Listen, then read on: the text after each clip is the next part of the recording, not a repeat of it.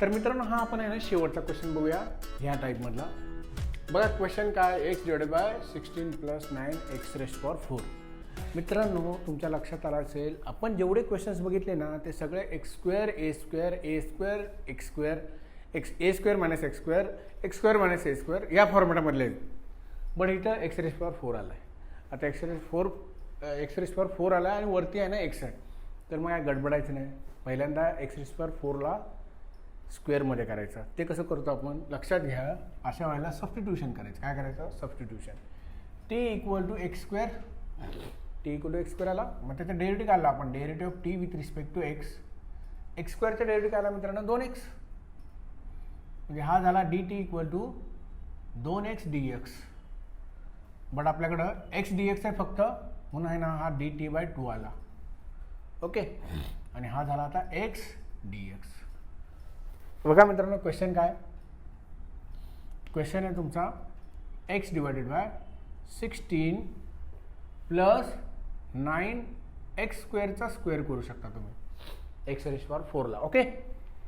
तर मग आता मित्रांनो आणि हा dx व्हॅल्यू टाका. आता x dx ची किंमत किती येणार? dt/2. x dx ची किंमत आली dt/2 16 प्लस हा काय झाला 9t².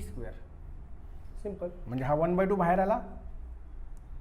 हा dt डिवाइडेड बाय 16 म्हणजे काय रे 4चा स्क्वेअर प्लस 9t². आता आपल्याला व्हेरिएबलचा असतो ना सिंगल पाहिजे असतो. व्हेरिएबल कसा पाहिजे? सिंगल. तो व्हेरिएबल काय सिंगल नाही आहे म्हणून 9 बाहेर घ्यायचा. 1/9 बाहेर. ओके. म्हणजे आता काय आलं बघा, dt डिवाइडेड बाय 4² आहे. किंवा ह्याला तुम्ही 16 पण लिहू शकता. 16 divided by 9 plus t². Okay. तर मग हा काय झाला मित्रांनो 1/18 integration of dt divided by 4/3 चा स्क्वेअर झाला हा आता आणि t². मग आपल्याकडे फॉर्म्युला आहे a² + x² किंवा x² + a². That is 1/8 tan inverse of x/a + c. Formula लिहा मित्रांनो प्रॉपर एकदम.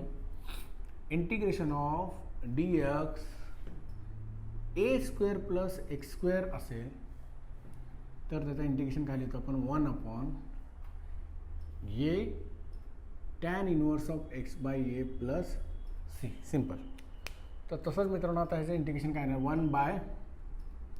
1/18 बरोबर. आणि 1/a किती आहे तुमचा आता 4/3. ओके. आणि हा झाला tan inverse of t divided by a. a किती आहे 4/3 प्लस c. 3 6 जा 6 × 4 that is 1/24 tan inverse of 3t. 3 आणि t ची किंमत किती आहे रे x². म्हणजे हा झाला 3x² divided by 4 plus c. This is your final answer. इथे लक्षात मित्रांनो बघा मी सांगतो तुम्हाला हा खूप महत्त्वाचा टाईप आहे. कारण ह्या टाईपवरती आहे ना पुढचे सगळे टाईप डिपेंड आहेत. तुम्ही ज्या वेळेला ह्या क्वेश्चनचे सगळे शेवटचे म्हणजे ज्या वेळेला पुढचे टाईप बघाल त्या सगळ्या क्वेश्चनमध्ये आहे ना शेवटी सिम्प्लिफिकेशनमध्ये ना हाच टाईप येणार आहे. त्यामुळे हे 6 फॉर्म्युले आहे ना एकदम परफेक्टली लक्षात ठेवा. हे कसे लक्षात ठेवायचे हे पण मी तुम्हाला एकदम प्रॉपर सांगितलं आहे. ओके. तर मित्रांनो तुम्हाला हे माझे जर व्हिडिओ आवडत असतील तर तुम्ही आमचं जे चॅनल आहे क्षितिज अकॅडमीचं त्याला लाईक करा, फॉलो करा, सबस्क्राईब करा. थँक्यू.